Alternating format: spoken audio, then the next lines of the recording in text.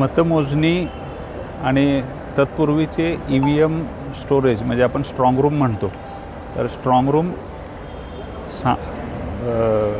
Dispatch centre, receiving centre आणि मतमोजणी कक्षाची व्यवस्था ह्या संदर्भातील पाहणी आता आमच्या स्तरावर अतिरिक्त आयुक्त स्तरावर आम्ही सुरू केलेली आहे.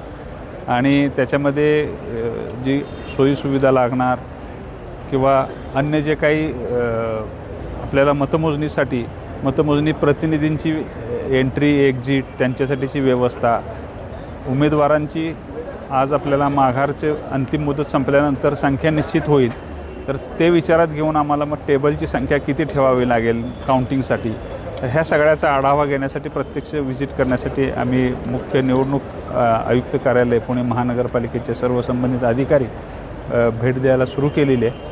आणि या स्थानिक इथल्या जे निवडणूक निर्णय अधिकारी कार्यालय आहे तर त्याच्या लगत डिस्पॅच आणि काउंटिंग सेंटर कुठे आहे का त्याची देखील आम्ही चाचपणी करतो आहे. इथं जरा तेवढीशी पुरेशी जे काही कर्मचारी वर्ग लागणार आहे मतदान केंद्रांवर, तर ते येणे आणि त्यांना सामान घेऊन जाणे ह्याच्यामध्ये इथं थोडीशी गैरसोय होण्याची शक्यता आहे. त्यामुळे अन्य ह्या परिसरामध्ये देखील आम्ही जागा शोधतो की कुठे करता येईल, काय करता येईल. तर किती टेबल असतील आणि किती फेऱ्या होतील?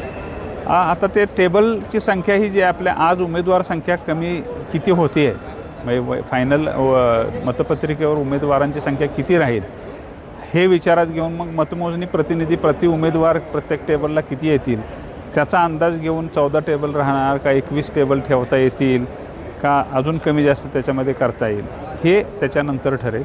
आणि मग अंतिम संख्या त्याच्यामध्ये आयोगाची जी काही गाईडलाईन्स आहेत त्याच्यामध्ये माननीय राज्य निवडणूक आयोगाच्या, तर त्याप्रमाणे आपण ती निश्चित करणार. सर, मला वाटतं हे प्रथमच वॉर्डस्तरीय स्ट्रॉंग रूम किंवा मतमोजणी नाही, मतमोजणी आपण वॉर्ड लेवलवरच घेतलेल्या आहेत ह्यापूर्वी देखील. एकाच ठिकाणी शिवाजीनगरला वगैरे व्हायचं, यावर्षी बहुतेक मला वाटतं बऱ्याच ठिकाणी क्षेत्रीय कार्यालय नाही, काही क्लब करून केले असतील पूर्वी, पण एकत्र सगळ्या 15 क्षेत्रीय कार्यालयांची एकाच ठिकाणी करणे, मग त्याच्यासाठी जी यंत्रणा लागेल, पार्किंगची व्यवस्था लागेल, मनुष्यबळ, मग एकाच ठिकाणी मोठ्या प्रमाणावर मॉब देखील गोळा होईल, ह्या सगळ्या त्याच्यातल्या अडचणी विचारात घेऊन हा एक निर्णय घेण्यात आला की विकेंद्रित पद्धतीने ही स्ट्रॉंग रूम पण राहतील, मतमोजणी देखील विकेंद्रित पद्धतीनं झाली तर एक शिस्तबद्ध पद्धतीने मतमोजणी पूर्ण करता येईल.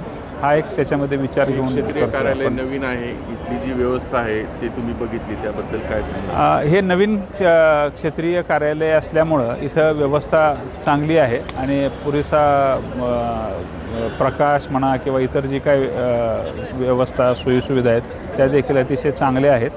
तोच उद्देश घेऊन आम्ही जुन्या कार्यालयामध्ये, हे तर उद्घाटन नुकतंच झालेलं होतं, जी काही इथं आवश्यकता लागणार होते मग ते आम्ही युद्धपातळीवर इथं फर्निचर वगैरेची व्यवस्था करून हे निवडणूक निर्णय अधिकारी कार्यालय निश्चित करायचा निर्णय माननीय आयुक्त महोदयांच्या स्तरावर आम्ही घेऊन इथे केला. त्यामुळे इथल्या जे उमेदवार असतील किंवा त्यांचे प्रतिनिधी असतील तर त्यांना देखील हे सोयीचं कार्यालय ठरते. त्या कार्यालयामध्ये तसे थोडेसे ते अडचणीचं ठरलं असतं, परंतु इथं अतिशय चांगल्या पद्धतीनं ती व्यवस्था शक्य झालेली आहे. थँक्यू. धन्यवाद.